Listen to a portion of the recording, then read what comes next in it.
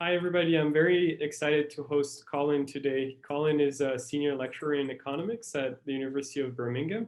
And we've actually been working a lot together in the past, I think, year or so now on basically the intersection of finance and adversarial machine learning. So that has been sort of a fun project. And today, Colin is going to talk about some of his work more on the interpretability side of the spectrum for machine learning folks. And this is, I guess, collaboration with folks from Tokyo and London. So we look forward to the talk, Colin, and welcome virtually to Vector. Actually, this is my first day back at the office, so I'm actually at Vector for once. Jaloux. Thank you, Nico, and thank you, Aaron. It is nice to see Shems as well. Shems and I had spoken under different auspices back last summer. So this paper is called Joint Shapley Values. It's going to extend the Shapley value measure of feature importance to a measure of joint feature importance for sets of features. It's joint work, as you would expect, with Chris Harris at Visual Alpha in Tokyo. Let me do a brief shout out. Jeff, so Visual Alpha is a fintech in Tokyo. They're looking for a full stack intern. If you happen to know someone who wants to do a Tokyo internship, I've just asked Jeff, who's the CEO, if you can do that virtually, point me towards possible interns. Richard's a combinatorist at Birkbeck. I've kind of visited Birkbeck for years and years. And so this is joint work with the two of them. The code's available on Chris's GitHub repo, which is at the bottom here, and we should have a hard copy link to the paper there as well. And these slides will be up there shortly. Ask questions at any point. This is going to be an interdisciplinary talk. My background is the game theory side. I'm moving more recently into the ML side. So there'll be things that I take for granted, which are completely alien to you, and vice versa. There'll be obvious things to you that I will have no appreciation of. So ask me rather than getting confused, and we'll go from there. So let's first start by looking at the motivation. We're interested in joint feature importance. I mentioned FAT here. You don't have to talk about FAT. I think anyone who's serious and works with models want to know what their models are doing. FAT happens to collect some of this language in a neat way. So sometimes people talk about a pyramid with transparency at the bottom and then accountability and then fairness at the top. The transparency level, you can maybe slightly equate it to a local measure of explainability. So what's the model doing for a particular input in the data? Global might be closer to the accountability level. How is the model as a whole working at a higher level? I'm quoting the BOT paper, Xian Weller et al. Paper here from FATSTAR 20 last year. They surveyed practitioners and actually asked how people were using explainability measures in practice. The reason I find that paper an interesting paper is that I've come at this from a pure theorist's point of view, simply trying to extend the properties of the original Shapley value. And so I don't have a good sense of how this actually gets used. And so that's one of the interfaces I want to thicken. So that's one of the reasons I value their paper here. Okay, so what's the underlying problem? We used to use linear models, particularly, here's an example of a linear model. Y equals a fitted beta times x plus the residuals epsilon. In this case, if you want to explain the effect of some particular feature xi on your target variable y, you just look at the beta. And so that's a local measure as well as a global measure because it's a derivative of a linear function. When you move to nonlinear models, you're obviously not going to be able to use that trick again. Even with nonlinear models, with probit or logit models, for example, you still get a single regression coefficient. It's an exponential, for example. So one way that's typically been handled within classical statistics or econometrics is by evaluating at the population mean or something like that. By the time Shapley value shows up on the scene, we're dealing with much more complicated models than even a probit or logit model. You might have multiple hidden layers, etc. So Shapley's value is a measure that comes out of game theory. It's probably the most widely used measure of feature importance now, as I understand it, within the attribution problem in the explainable AI world. It's popular partly because it's model agnostic, so it doesn't matter what sort of model you're fitting or training, you can do some sort of Shapley analysis on top of it. It's popular for a reason that I think is a bad reason, and one of the reasons I want to walk you through the game theory side of this as carefully as I'm going to try to is because I want to disillusion you about the game theory. What I don't mean by that is that game theory is wrong. What I do mean by that is that one of the reasons that people can get excited about the Shapley value is they think like, wow, there's this full theory here.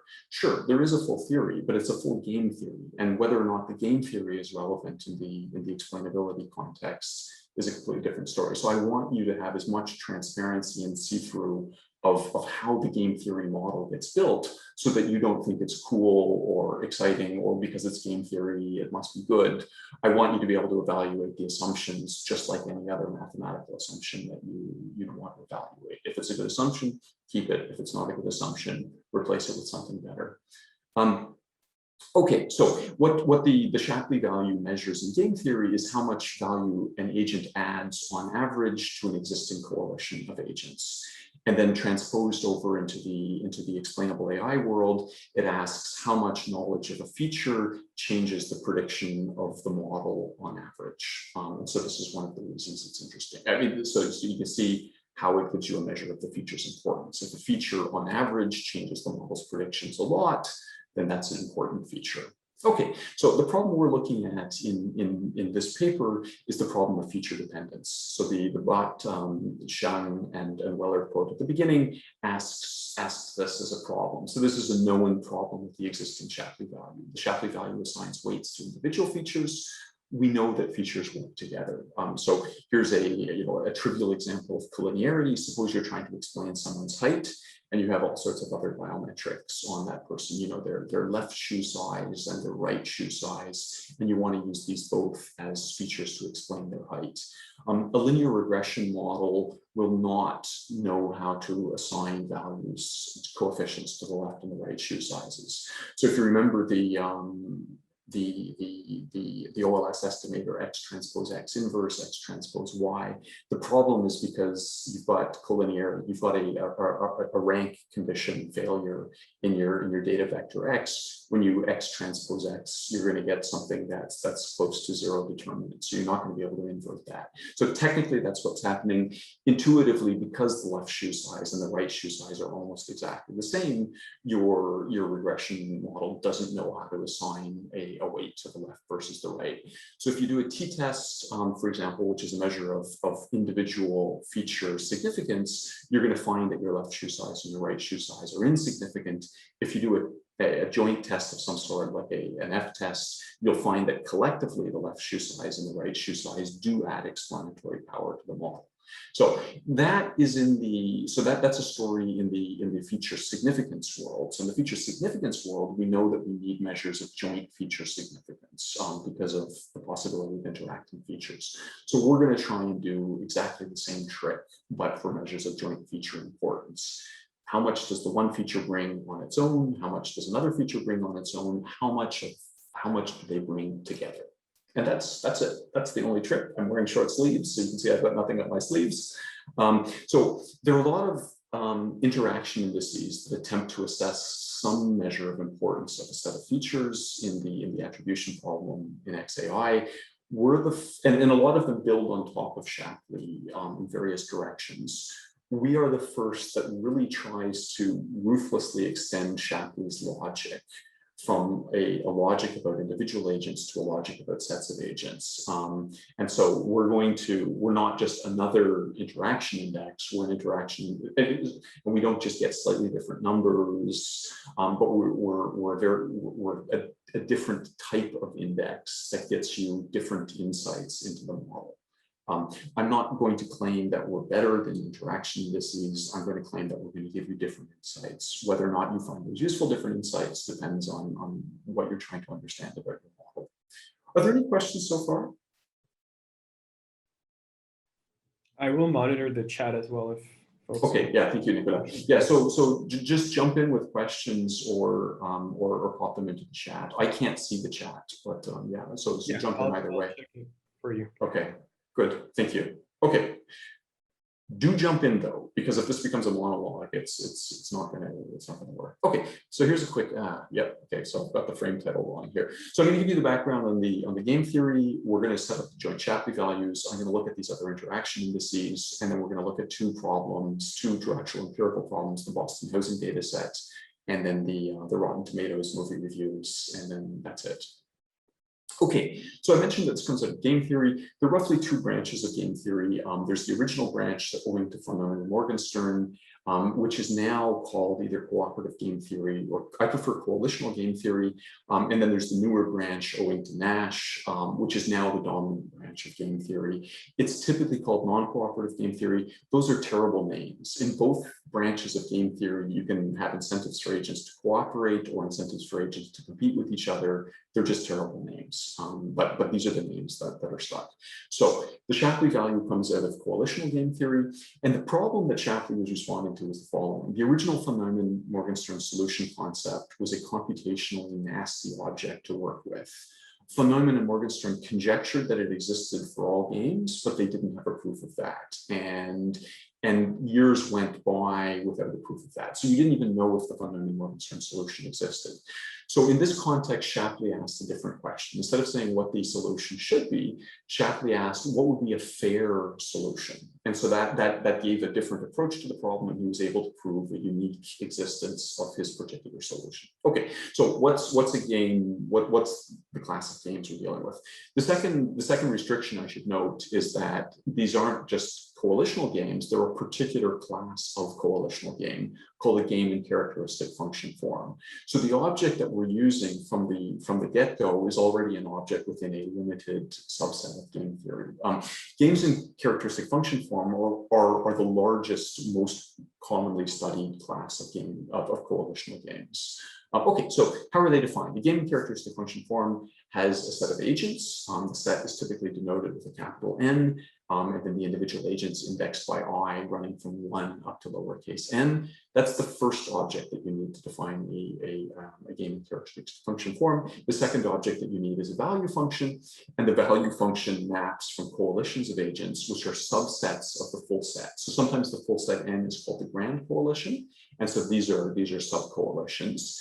And so the value function maps from subsets to the real numbers. So the way to think about the value function is, so when Nicolas, Adelin, and Gabriel and I get together, we generate a paper that has a certain value, whether in citation or impact factor or whatever else. So V of Nicolas, Colin, Adelin, and Gabriel is that value.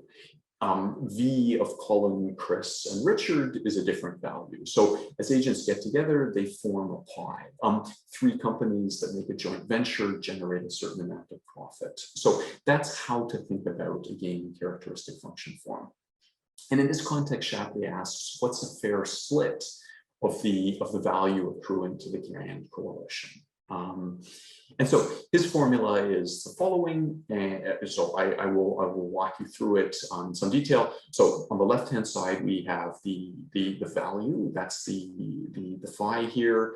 The subset, the subscript I is the value of feature I. The superscript S, unfortunately, I'm going to use S in 2 different contexts. That makes it the Shapley value of the game V. I'm also going to use S here as just a generic coalition. So the Shapley value for agent I of game V is defined as this right-hand side thing. So there are 3 objects on the right-hand side. There's a difference term here.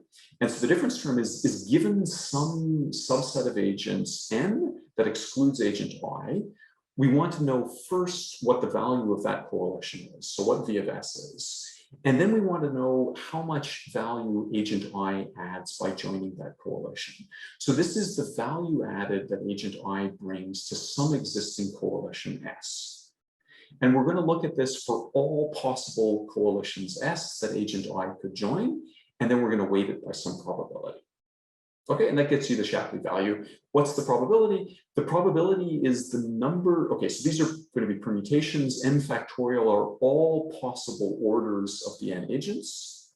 S factorial are all possible orders of the S agents who arrive first. N minus S minus 1 factorial are all possible orders of the agents who arrive after after the initial S agents arrive, after agent I arrives. So this is looking at, the numerator tells you how many orders there are in which agent I arrives after the agents S, but before the other agents. And then the denominator tells you how many total orders there are.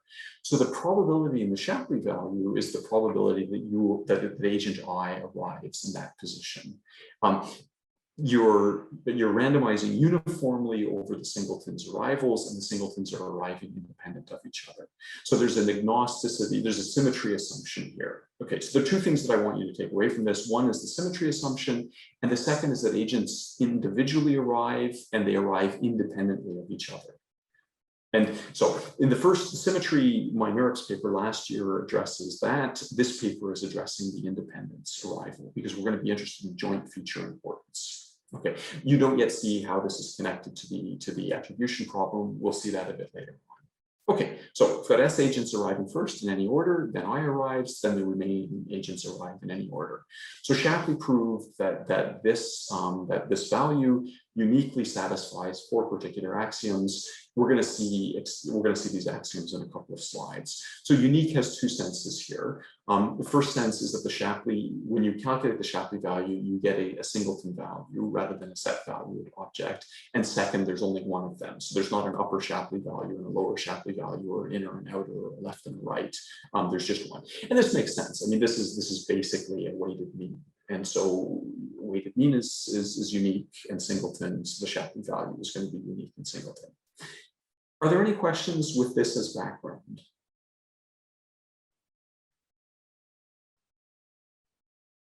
I don't see anything in the chat. Okay, great. Okay, so here's a simple example. This game, this is a 3-player game called either the glove game or the market game.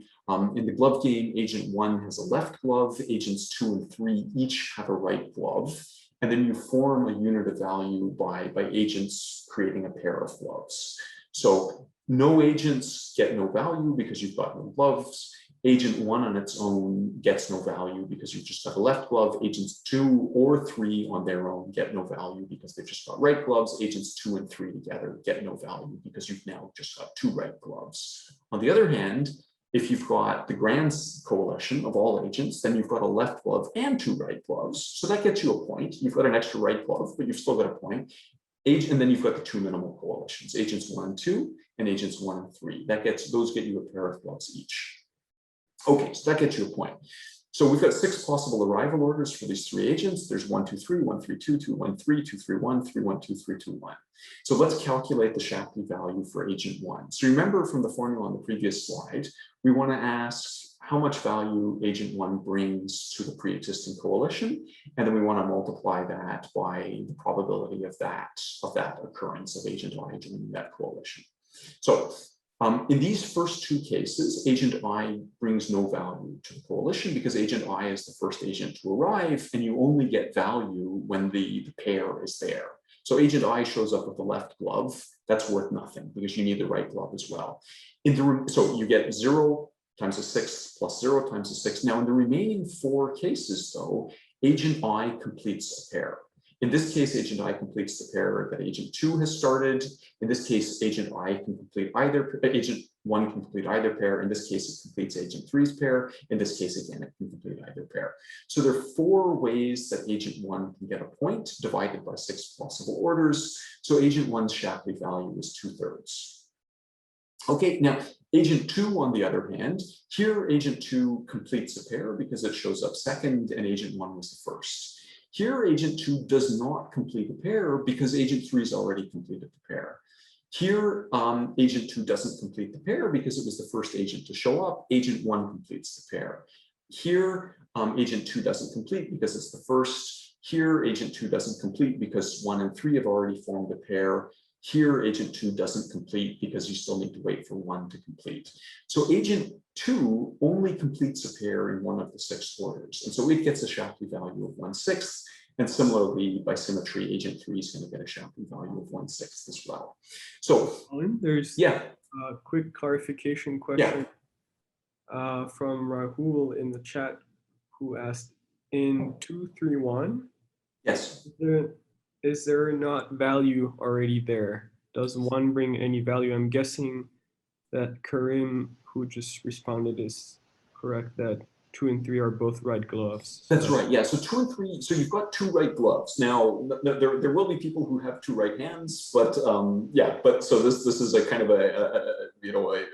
this assumes people with left and right hands. So there's certainly an implicit assumption here. Yeah, that's right. So you've got 1 right glove, you've got a second right glove. It's not until agent 1 shows up that you've got a left glove as well, and that gets you the point. Yeah. So there's something a bit counterintuitive. I mean, this is the thought experiment that Shapley goes through. Agents arrive, you score how much they add when they arrive. Yeah. Okay. Does that make sense? Yeah. Okay, perfect. Confirmation from the chat. Okay, good. So when we set the game up, we knew there was something special about agent 1. It was the only one that has the left glove. Agents 2 and 3 both have a right glove. So we were expecting something that was going to privilege agent 1, and that's what we find. We find agent 1 gets 2/3, agents 2 and 3 get a sixth each. But what this doesn't give us any insight into is that there's something special about agent 1 acting with other agents. We can't get that insight because the Shapley values are only defined on singleton agents. So we're limited from the get-go. Okay, so the name of the game in our case is to extend the Shapley value to sets of agents. And so the paper we kind of wrote backwards. We knew that we wanted the formula to look as close to the original Shapley formula as possible, but we wanted to extend the Shapley formula from singleton agents to sets of agents. So what I'm doing here in the blue is I'm just replacing the individual agents I with now a coalition of agents T, which can include, of course, singleton agents as well. So previously we were looking at how an individual agent I adds value to an existing coalition S. Now we're looking at how a coalition of agents T adds value to a pre-existing coalition S. We're going to sum those over all possible pre-existing coalitions. We're going to pre-multiply them by some probability, and we're going to call that the joint Shapley value for coalition T. So almost all of the technical work on the theory side of this paper is in defining that probability T. Colin, yes. Another question, if you don't mind. Of course, no. Anna, she asked, does the ratio of the Shapley values imply anything intuitively? In the individual Shapley values, yeah, I mean, it's going to say something about so that's going to give you different information than what you get with a joint Shapley value. We're going to see in a second. Okay, so let me skip back a couple slides. I say one of the axioms that Shapley satisfies is an efficiency axiom. The efficiency axiom, when transposed into the explainable AI context, says that if you take the model's prediction, you can partition the prediction among the features. So the total predict. So if you say what's the prediction at observation I, you can partition that prediction among the features. So you can say what fraction of that prediction is being accounted for by this feature, by the next feature, etc. So taking the ratio of those will give you. It's not quite a log. I mean, it's not a likelihood function yet, but it will give you a ratio of relative importances. I haven't seen it used, so I don't know when that would be a particularly important ratio to track. Does that help, Anna? Sana, does that help you? Yep, she says. Okay, perfect, good, thank you. Okay, so yeah, so as I say, all of the work here is going to be done in getting that probability right. There are a lot of different ways you could extend the probability. So in the individual Shapley case, because you only have coalitions of size 1, a symmetry assumption is going to get you the probabilities that we saw before. The moment you move to coalitions of possibly different sizes, though, you have to take a stance about what you mean by symmetry in this richer environment. Should larger coalitions have more of a probability, less of a probability, the same probability? Should you be sensitive to size or not? The position we're going to take, given that we're interested ultimately in explainability, is we don't care about the size of the coalition. And the reason for that, from the point of view of the explainable AI context, is we're simply interested in how much a set of features changes the prediction of the model. We don't care how many features are in that set. We want to know what they do collectively together. That's it. So we don't want to penalize or reward coalitional size. Okay, so we need to find some way then of generalizing that. So the original Shapley's probabilities randomize uniformly over individual agents. We're going to randomize uniformly over sets of agents. So you remember in the original thought experiment, you have S agents arrive first in whatever order, agent I then arrives, and then the residual agents arrive in whatever order. We're going to do exactly the same thing, except we're going to say the original S arrive in whatever weak order, then coalition T arrives at once, and then the residual agents arrive in whatever weak order. So with 3 agents, we've now got 13 weak orders. These are, I can't remember if they're ordered Bell numbers or ordered Fubini numbers, but they're in the online encyclopedia of integer sequences. So we've got the original 6 strict orders, our friends from the glove game previously, but now we've got 6 orders that have 2 agents arrive together. So here agent 1 arrives first, then agents 2 and 3 arrive together, agent 2 arrives first, then 1, 3 together, etc. So 6 of those, and then finally we have the grand coalition all arriving at once, all holding hands together, and they all show up. Okay, so those are the sets of coalitions we're going to have to deal with, and so we're going to want some sort of probability measure here that doesn't bias in favor of or against any of those. We're going to, so there's one way in which we're not directly extending Shapley logic. We're going to use an order of explanation parameter K here, and we're going to add that to our efficiency axiom. This was first introduced by a paper last year that was looking at, that defined an object called the Shapley-Taylor interaction index. That's it's my favorite of the interaction indices. I think they do a number of things really well. I wish that we could do those things with the joint Shapley as well, but we can't. I mean, they get uniqueness satisfying their axioms, we get uniqueness satisfying different axioms. So I'd love it. They do some really smart things. So they introduced this order of explanation parameter. What it's going to do is, so we allow K to range from 1 all the way up to N, and it's going to set the upper bound on the size of coalitions we deal with. So when we set K equals to 1, our joint Shapley value collapses to the original Shapley value. And then as we allow K to become larger, we're capable of dealing. So when K is equal to 2, for example, we calculate joint Shapley values for singletons and for pairs of features. When K is equal to 3, we do singletons, pairs, and triples of features, and so on. So obviously, if you want the most insight, you want K to be as large as possible, because then you get to know as much about feature interactions as possible. On the other hand, the computational costs begin to add up. So the order of explanation allows you to balance insight versus computational costs. So what we found ourselves doing, and what we would imagine the natural way of working with this is you start with the singletons and then the pairs and then the triples, and if you still find that there are strong interaction effects, you might want to keep going to explore where those are. Any questions with this? This is conceptually our extension of Shapley. I have a quick question. I'm not sure this is the right time to ask it, Colin. Not a sailing question. Not a sailing question. No, a sailing question would be the wrong time. But I'll leave those till the end. Perfect. How robust is this, or have you tested? I think it is a later question. Around robustness to perturbations in the distribution of the features. Yes. So let's hold that to the two. That's what I thought. Sorry. Okay. Yeah. So it's going to be robust in the sense that this is going to be an average, and so perturbing individual features gets averaged out in that sense. The whole debate about the individual Shapley value, there's this whole debate about implementation. Do you condition on observational distributions or interventional distributions, etc.? We're not going to take a position on that debate. I mean, I think the view that I accept the position that in some cases you want the observational, in other cases you want the interventional. We're going to, I mean, we'll get there a bit later on. What we're going to try and do is just implement as close to the Bloomberg SHAP Python package, because we don't care what decisions you make about that. We're simply trying to motivate the underlying game theoretical object, and then you can implement this however you want. Okay, other questions? Okay, so let's look at, I told you that the original Shapley value uniquely satisfies 4 particular axioms.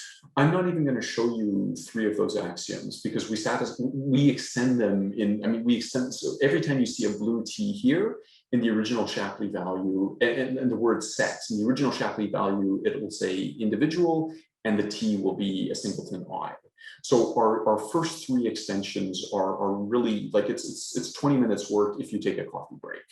And so there's nothing to think about. So the joint efficiency, I've already told you about the efficiency axiom. The efficiency axiom partitions the total value of the game among the agents. So in the original Shapley value, it says the sum of the individual Shapley values are the value of the grand coalition. In our case, it says the sum of the joint Shapley values from singleton agents, pair agents, triplet agents, all the way up is equal to the value of the joint value. So here is where this order of explanation parameter comes in K. So we're restricting our coalition sizes to be less than or equal to K.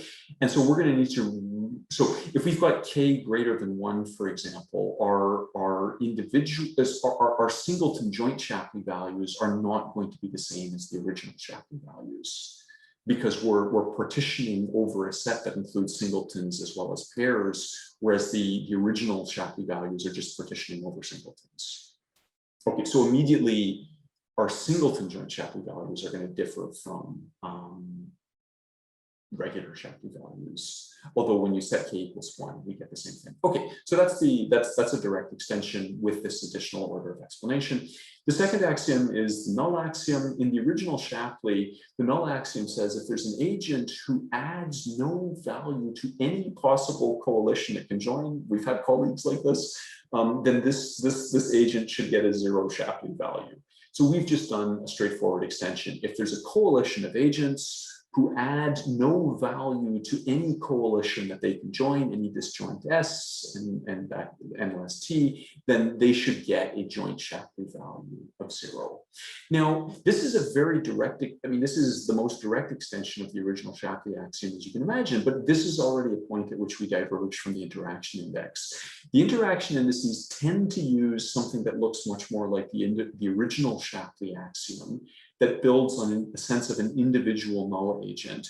And then the interaction indices tend to then decompose coalitions of agents recursively down to singleton agents, at which point they can apply the null axiom. We can use the null axiom for any set of agents directly. The linearity axiom is less easily motivated, I think, from a game theory point of view or from the explainable AI point of view. It's more of a technical axiom that helps in proofs. It says if you've got two different games, U and V, and you take some weighting of these games, then the Shapley value on the weighted game is the weighted Shapley values of the individual games. As I say, this is less intuitively motivated from the motivational point of view. The way it gets used in the proofs is it means, so it allows you to use a technique where if you can prove a property on a particular game, you can then use the linearity axiom to pump that property out to the whole class of games. And so you can generalize a proof that way. And so again, we generalize, I mean, in the original Shapley, those are I's, and ours, those are coalitions T. Any questions so far? Still nothing on the chat. Maybe I ask a question. Oh, go ahead, Razar. Yeah. Very quick. So when the agents arrive in order, Yes. so I think the underlying assumptions is that the state of the agent won't change over one set of game, right? Correct. So otherwise, Correct. so the reason I'm asking this question is that whether this model can be applied when the agent state changes and we can have a kind of interactive game or not, and how that can be. Yeah, so let me give you answers to that in both the game theory context as well as the XAI context. So in the game theory context, the primitives of the game are the set of agents and the value function. So you pump a bunch of agents into a value function, you get a number. Okay, so this is one of the reasons actually the von Neumann-Morgenstern branch of game theory fades relative to the Nash branch of game theory. It handles dynamic situations less well. So if you've seen a Nash game, you've seen a game tree. So agent 1 decides whether to go left or right, and then agent 2 decides what to do. So you've got already a sense of dynamics built in. You also may have seen dotted lines around nodes in a game tree. Those are information sets. And so the Nash branch of game theory handles revelation of information better. It handles sequential moves better, etc. The von Neumann-Morgenstern is a very static branch of game theory. The motivation for von Neumann-Morgenstern formulation would be if you're completely agnostic about Well, so I'll give you Bob Alman, who gets the Nobel. I mean, you may not think that there's such a thing as a Nobel Prize in economics. I can use that as a shorthand. Bob Alman gets the Nobel Prize in economics. His argument for the cooperative approach to game, quote unquote, cooperative approach to game theory is that so the Nash branch is highly dependent on the particular game form that you adopt. If you assume that agent 1 moves first, you get a very different Nash equilibrium than if you assume that agent 2 moves first. If you assume they move simultaneously, different set entirely. So Alman's argument is that, in fact, I can't remember if Lopez Ruiz was this chess grandmaster. His claim was that the most important rule in chess is to sit so that the sun is in your opponent's eyes. And so the observation is that the actual rules of the, I mean, if you've read 100 Years of Solitude, you read, there's a scene when the patriarch plays chess with the local priest, and then the patriarch at some point realizes that it's ridiculous to play a game in which you both agreed to the rules in advance. And so he overturns the chess set and they never play chess again. So I think this is the argument, this is Alman's argument for the von Neumann-Morgenstern approach, is that what you're really trying to set up when you set up the characteristic function or the original, there's a dominance operator in an abstract game, an abstract von Neumann-Morgenstern game. What you're trying to endow when you do that is the power relations in society. And the idea is that whatever the constitution you have, whatever the rules you're supposed to follow, if you're more powerful, you're going to find a way. Like, even if you're supposed to wait until you're third to vote, if you're more powerful, you're gonna plow through. So what looks like static, you can actually see as a reduced form for the power relations within society. Okay. Thank you. So great. a long answer to a short question. No, that was great. Yeah. So in the XAI context, the answer is the following. The initial papers that apply Shapley's value to XAI do so in a lot of different ways. The consensus in the literature now, though, is you train your model first. Once the model is trained, you then run the Shapley value to do feature importance on it. So when it was initially used, you were using it as part of the training process. So what we would now call dropout, for example, had connections to how the Shapley value. So you're saying, like, what happens if this set of features is being used to explain the model in the first place? And so that's what we would now talk about as dropout, as I understand it. I haven't seen that connection made explicitly, but I'm sure it has been made because it seems very obvious. I mean, dropout can happen at hidden layers as well, whereas Shapley dropout would just be at the feature level. So yeah, so static typically now. Yeah. Okay. So we've run through the first three axioms. Any other questions? Not on the chat. Okay, fine. Good. Okay. So I mentioned that there's this fourth axiom in Shapley, which is either called anonymity or symmetry. It turns out they're two separate axioms. They're different axioms, but they both do the same thing in the original Shapley context. So Shapley's value uniquely satisfies efficiency, dummy, and linearity, and either anonymity or symmetry. Turns out the anonymity axiom is slightly stronger than the symmetry axiom, but it doesn't matter. Even if you use the weaker symmetry axiom, you still get a unique value. And then even if you use the stronger anonymity axiom, you still get a value, you still get existence. So anonymity axiom says take a permutation on the set of agents n. The Shapley value for agent I on the original game should be the same as the Shapley value for the permuted agent I on the permuted game. So it says, change the names of the agents in all respects, and the new agent, the same agent with the new name should have the same value that it had in the original game. You've just changed the labels that you've stuck on their foreheads. Okay, so that's the anonymity axiom. The symmetry axiom you can immediately see is a bit weaker, although you can also see that it's doing roughly the same thing. It says if there are two agents J who are not part of some coalition S, sorry, if there are two agents I and J who aren't part of some coalition S, if agent I adds the same value to coalition S that agent J adds to that coalition, then they should have the same Shapley value. Okay, so those, this is where the generalization, I mean, this was almost all of the theoretical work on our part, was trying to find some way of generalizing. Did we want to generalize the anonymity axiom? Did we want to generalize the symmetry axiom? They play the same role, as I say, in the original Shapley. Turns out in the joint environment, as we've generalized them, they don't play the same role. To get a unique existence, we need to generalize both of these axioms. Okay, so let's look at how we generalize them. The anonymity axiom we generalize in a very straightforward way. So again, we're saying that the joint Shapley value for a set of agents on some game should be the same as the joint Shapley value for the permuted set of agents on the permuted game. So that's exactly the original anonymity axiom, just extended. The joint symmetry axiom has 3 conditions now. The symmetry axiom only had 1 condition. It says if 2 agents join the same coalition, if they always add the same value, they get the same joint Shapley, they get the same Shapley value. Here we've got that. Now if coalition T joins coalition S, and if coalition T prime joins coalition S, and they add the same value, then the punchline is going to be we get the same joint Shapley values, but we have 2 extra conditions here. The 2 extra conditions say that if they don't add any value to incompatible coalitions, then as a result, T and T prime are going to get the same joint Shapley value. So you can see these as weird conditions. You can say, look, this is cheating. You told me you were going to extend Shapley in a direct fashion, and now you're slipping in these 2 side conditions. Come on. So here's my defense. I've got a twofold defense. First, you can see these conditions are going to be satisfied infrequently. In any sort of rich model, how likely is it going to be that a coalition never changes the outcome of that model?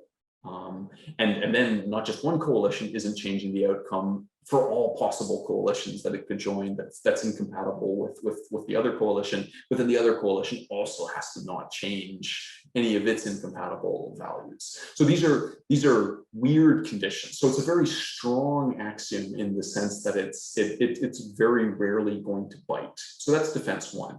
Defense 2 is that this gets us the result that we wanted. So I told you at the beginning that I wanted a formula that looked as much like the original Shapley as we could get. This gets us that. There are other axioms that we can use instead that get us this. This is the most intuitive one that we've found so far. It captures the original intuition. It's got these 2 side conditions that don't look so different from the null axiom. So if you believe the null axiom, then we're not asking to swallow too much more here. Okay. I'm going to ask any questions. I would expect most of you are probably just nodding and then saying, yeah, like, let's get to the punch, let's get to the chase. I will answer questions if you have them, but if you don't have questions, then I'll move on. Nothing on the chat. Okay, perfect. Okay. So here's the main result. This is the main theoretical result. So for each order of explanation k, 1 up to n, there's a unique joint Shapley value which satisfies the 5 axioms. So the first 3, and then the joint anonymity, and then the joint Shapley. It has exactly the format that we expected it to have, but it's got this stronger property as well. I told you that we also wanted the property, that the probabilities weren't going to depend on the coalition size, the size of coalition T. And so we find, in fact, probabilities that just depend on the size of the pre-existing coalition. So the cardinality of S. And okay, so here it turns out that the probabilities are ugly. We have to calculate them recursively. We get the Q naught if S is the empty set, if the coalition T is the first to arrive, and then each subsequent QR is calculated recursively as a function of the previous probabilities. So this adds computational cost to the joint Shapleys. It also means that you can't just say, suppose you want the joint Shapley value for a particular triple. It means you can't just jump straight in and calculate that triple. You need to calculate the probabilities all the way up. I mean, the probability calculations aren't computationally expensive. You calculate them once, you store the values, you use them when you need them, and you're done. Okay, so that's the main theoretical result. I'm going to show you a couple things. I'm going to show you what the interaction indices look like, and then I'm going to show you the ML, the explainable examples. Before we leave the theory, are there any questions? I still don't see anything. Okay, good. I mean, good or bad. Either I've lost everybody or I've crystal clear. I will assume good. Yeah, honk then accelerate.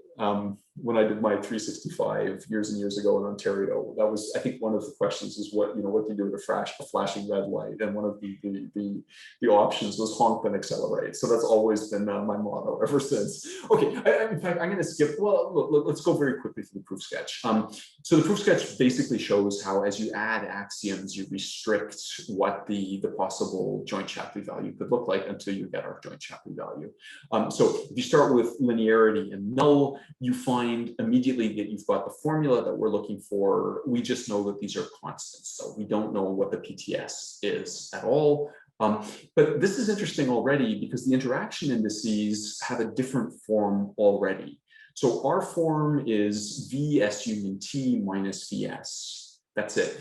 The interaction indices use something called the discrete derivative, which decomposes the T. So it's VS union T minus VS union some subset of T minus VS union some other subset of T, et cetera, et cetera, et cetera, and then plus VS. So even with the, and so I told you already that our null axiom was different than the way, so because our null axiom is a joint null axiom and the interaction indices recursively decompose until they get singletons and then they apply null on that, already our joint null axiom gives us a different form from the interaction indices. So we're not a different type of interaction index, we're a different type of index. Okay, adding the efficiency axiom starts to pin down these constants by means of a delta function here. When we add anonymity, we get a restriction between the probabilities. When we add symmetry, we get a different restriction between the probabilities. When we add the anonymity and the joint symmetry, we're able to pin down the probability to what we saw here, which turns out to be independent of the cardinality of the coalition T that we're interested in. And so that's why we need those two axioms to get us this agnosticism about the size of the coalition T. So I want people to take that away as well, that we do not care how large the set of features is. We are just interested in the value that it adds to the existing features. Okay, so I've kind of belabored this point already. Interaction indices start with Shapley, but they move in a different direction very quickly. As a result, they tend to look at interactions within this new set T. We are not concerned about interactions within the set T. We are simply interested in the value that the set T brings to an existing set of agents or the existing set of features. So we're technically working with different assumptions. We are intuitively trying to understand a different set of things. We're not trying to understand how the features work internally. Okay, so the original Shapley interaction index is by Gravich and Rubens, 1999.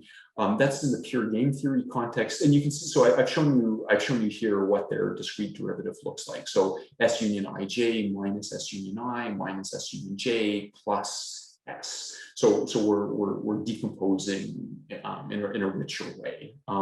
This is then what's implemented in Lundberg's SHAP package as the interaction index when it gets picked up in the XAI literature. Shapley and co-authors, including Wooldridge in Oxford, had a paper a couple of years ago looking at an added value index. Again, it's making different assumptions to attempt to capture intuitions in a different way. And then finally, the Nandare, Agarwal, and Sundarajan paper that I mentioned last year at the Shapley-Taylor index. So these are all interaction indices. They're all doing something different. So yeah, we've if you don't believe me, here's what happens when you look at it in some of the simple game theory settings. Let me just show you the glove game. That was the one that we saw earlier. Agent 1 has a left glove. Agents 2 and 3 have a right glove each. So the original Shapley value is, so by symmetry, when you see 1, that's 1, 2 is 2 or 3, because by symmetry they're the same. 1, 2 by symmetry is 1, 3 as well, but then 2, 3 is 2, 3, and then N is the full set of 3 agents. So the original Shapley values are only defined on singletons, and you remember the original Shapley value gave agent 1 2/3 of the value, and agent 2 or 3 1/6 the value each.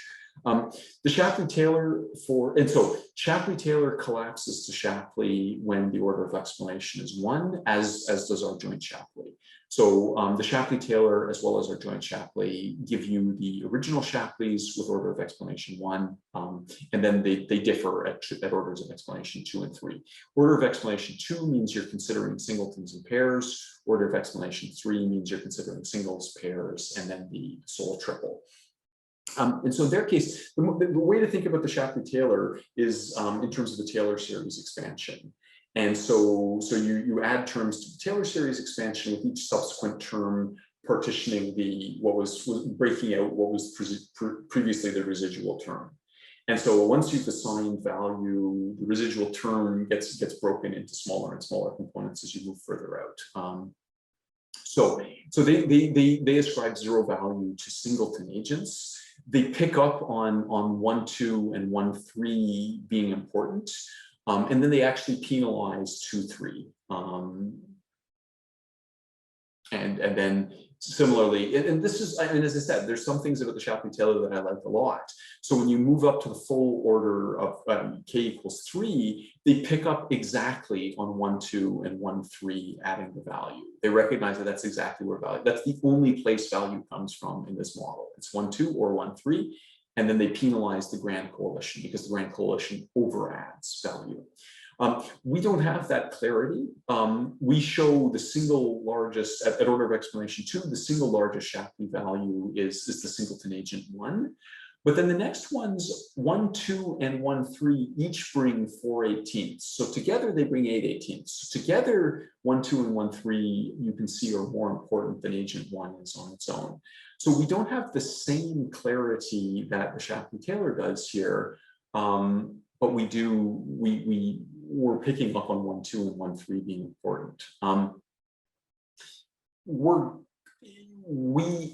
So it turns out in the glove game, because everything is very linear, Shapley-Taylor is able to pick up on things like that very neatly. In nonlinear models, that property isn't going to be there. So it would be nice if we also had that property in the simple linear models. We don't.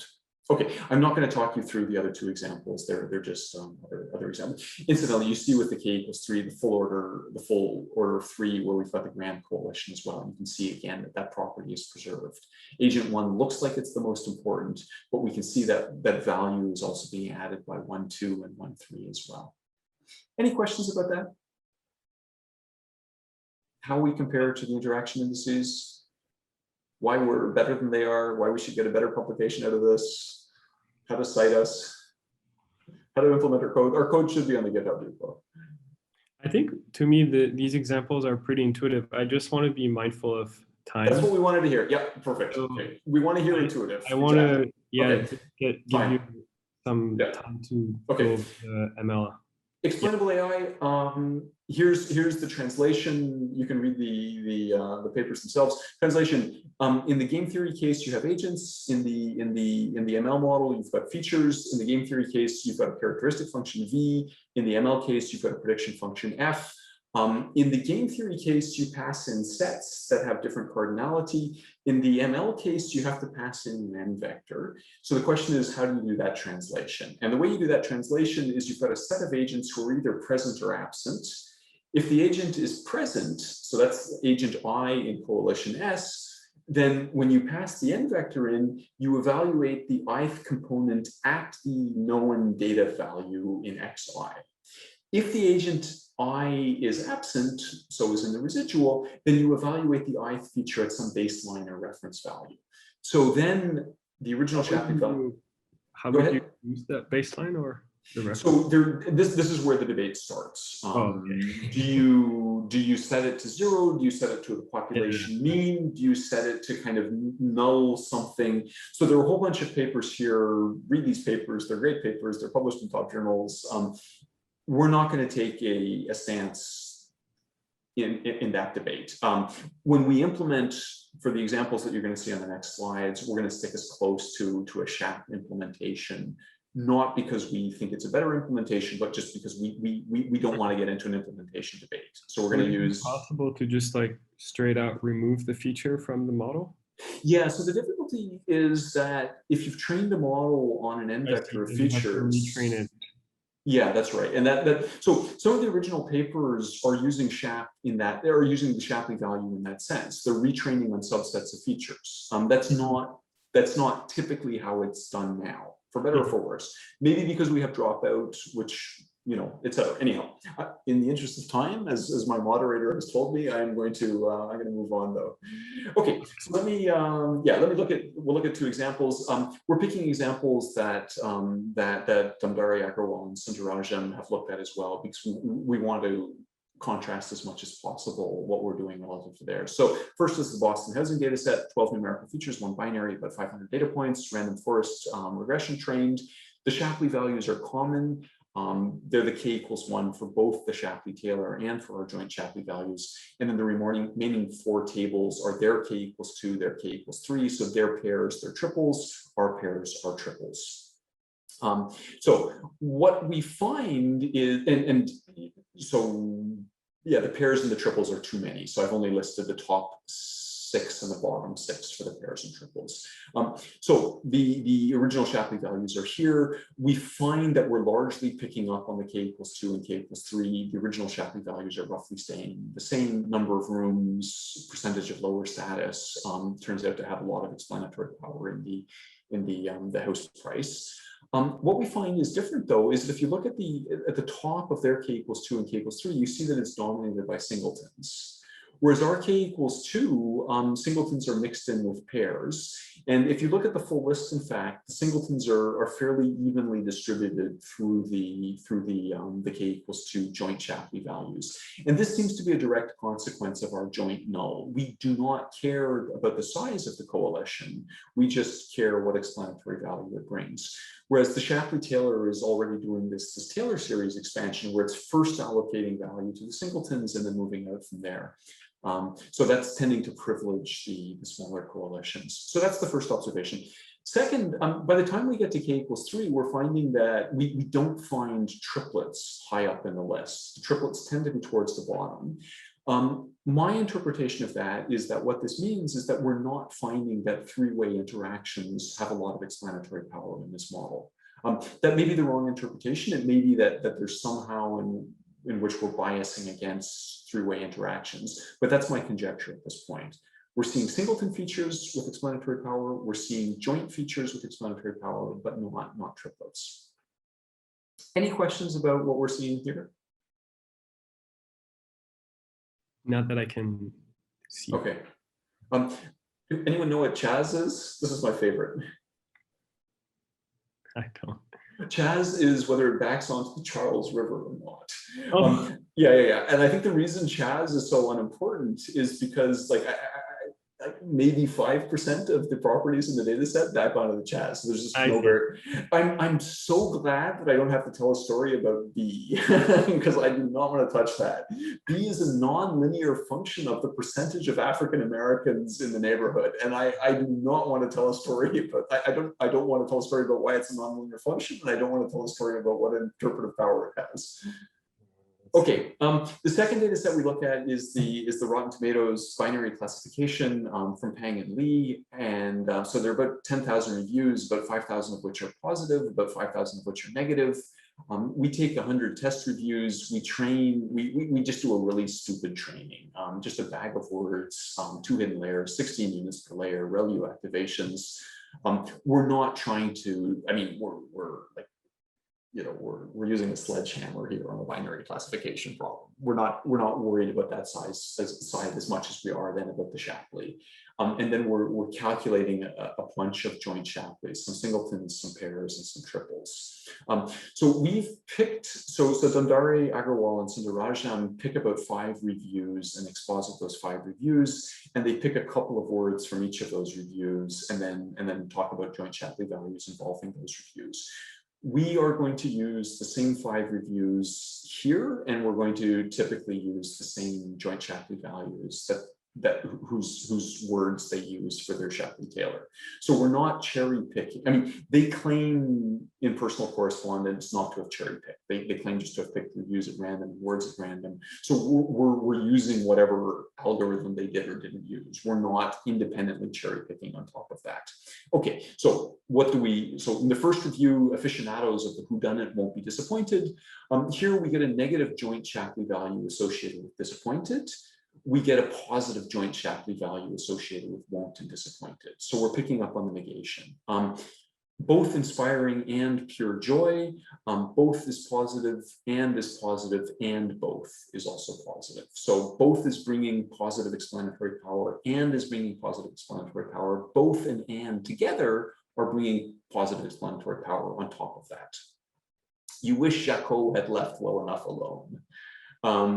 You and well is positive, but left and well is negative. So we're picking up on context here. I don't know why in this particular model, you and well is positive. I mean, maybe well is just a good word. Left and well, though, you can begin to see why that would be negative. Lost potential, a fascinating little thriller that would have been perfect. Okay, so would, negative. So I guess that's a statement of potential as well. Fascinating, positive, as you would expect. Would, fascinating, also positive, but would being fascinating gets you negative. I should go back actually and point out the and both is one of the largest joint Shapley values that we've seen, but you can see it's already 2 orders of magnitude smaller than the singletons. I think the reason for this is our bag of words approach. I think in retrospect, I should have done a CNN for 2 reasons. So what the bag of words approach means is that and both simply co-occur in the review. It doesn't mean that it's a bigram. And so the effect of and both occurring somewhere in the review is going to be a much weaker effect than it being a proper bigram.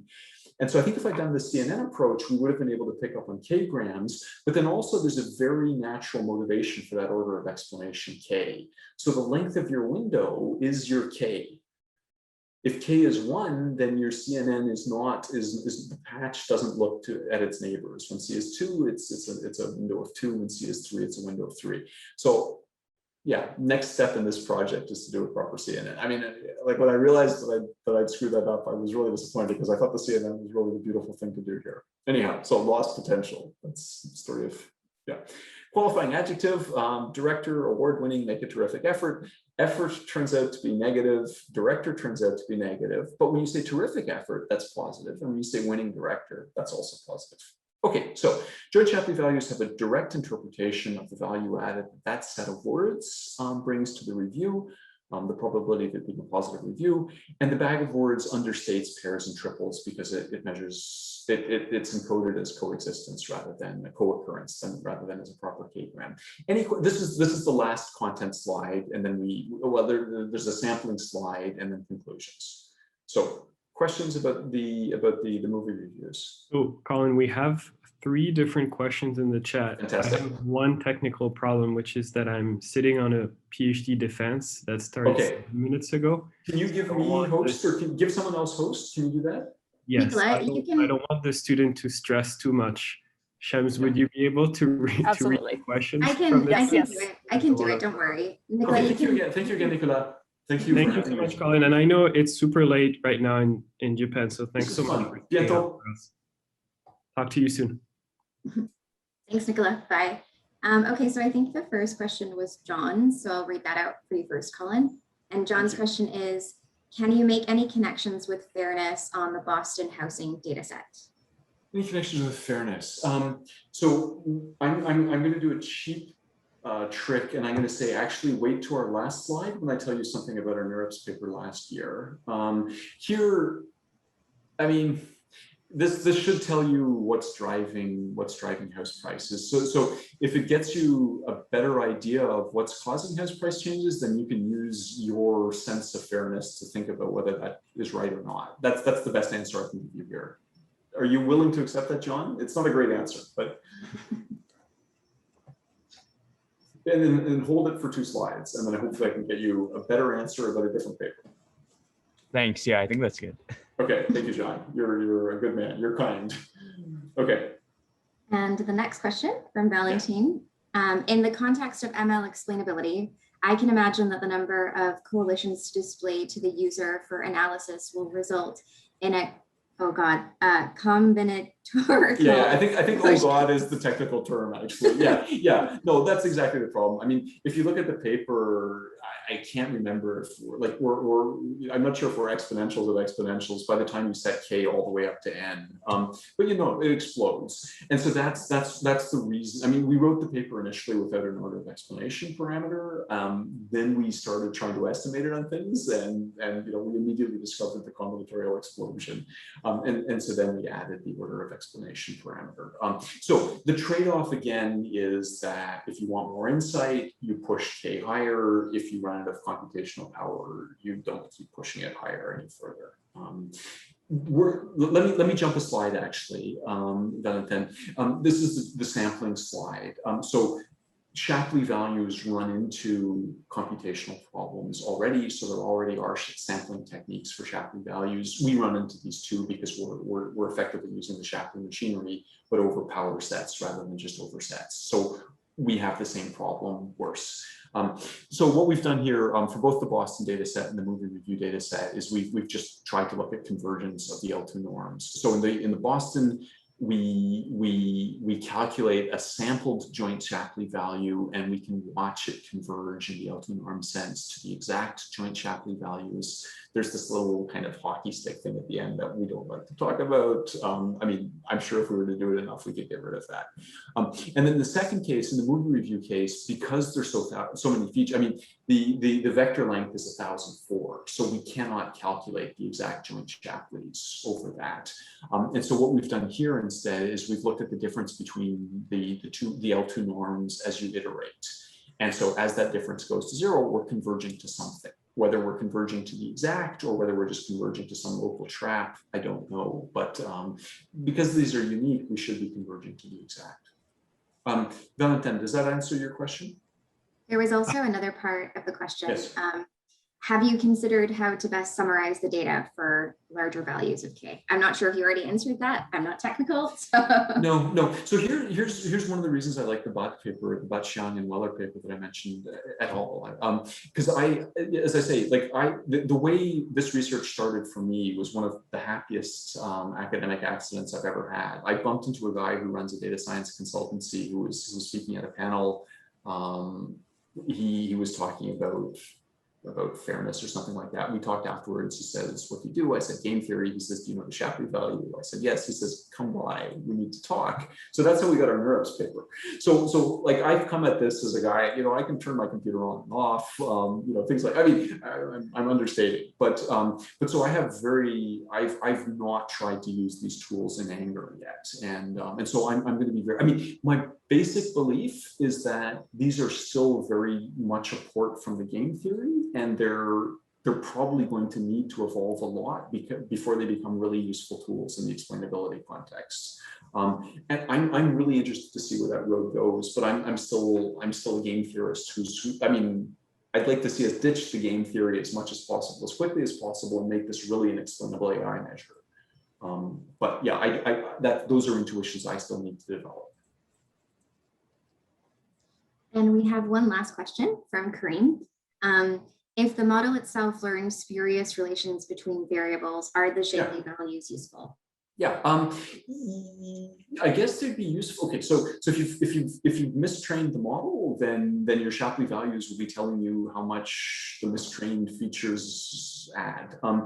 What I guess I would hope is that if you're looking at these Shapley values or the joint Shapley values and you're thinking like, this doesn't make any sense, that then becomes a clue that maybe somehow your model training didn't make sense in the first place. And so that would be an example of a good news story to me.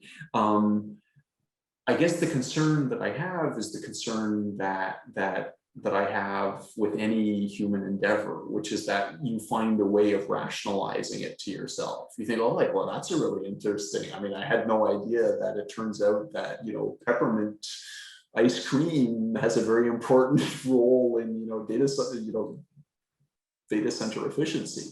And housing prices and housing prices. Yeah. So like maybe you've developed, like discovered a really counterintuitive effect, but maybe you've also made some mistake with your model training in the first place. Let me hit the conclusion slide. So the conclusions are kind of, I mean, the first bullet point is straightforward. We've directly extended Shapley from singletons to sets. So rather than asking what value a singleton agent adds, we can ask what value a set of agents or a set of features adds. And how much a set of features would change a model prediction. And I hope that this gives intuitive and direct interpretations for sets of features. And in contrast to the existing interaction indices, which are looking more at interactions within sets, we are really just trying to ask what additional value added a set of features brings to a prediction without any concern for how large that set is. I mentioned that I was going to answer the fairness question by reference to the previous paper. So this is my NeurIPS paper last year with Chris Fry and Ilya Feiga. So what we did here, I told you at the very beginning when I was setting up the game theory problem that agents were arriving individually and independently and symmetrically. And I alluded to my previous paper, breaking the symmetry assumption. So that's what we did in the NeurIPS paper last year. So the standard Shapley value gives each permutation, each order, the same probability of arriving. Now, as a theorist, the moment you break symmetry, you give yourself all sorts of additional degrees of freedom. And so there's this famous joke with the mathematician, the engineer, and the economist or a business person calls them in to consult and says, what's 2 + 2? And so the mathematician says, well, if you take the piano axioms and define addition this way, it's 4. The engineer says, well, if your tolerances are this, then it's 4 ± And so the claim is that the economist dismisses the other 2 and then says, what do you want it to equal? So the point is that, you can build a model that will get the result you want. So the moment you break, like if you give yourself the degrees of freedom of breaking symmetry, you can get yourself any asymmetric Shapley values you wanted. So we tried to break symmetry in some very disciplined ways. And so the first example we looked at, and this talks something to the fairness question earlier, is we looked at the US census income data set. So if you look at so that's attempting to explain, so households either earn more than 50,000 US a year or less than 50,000 US a year. There are a bunch of demographic characteristics. You're attempting to use the demographic characteristics to explain whether or not the household is high income. So when you look at the demographic characteristics, you can partition them into characteristics that are set at birth, so age, gender, nationality, country of origin, and then characteristics that are determined over the course of one's lifetime: marital status, educational attainment, occupational type.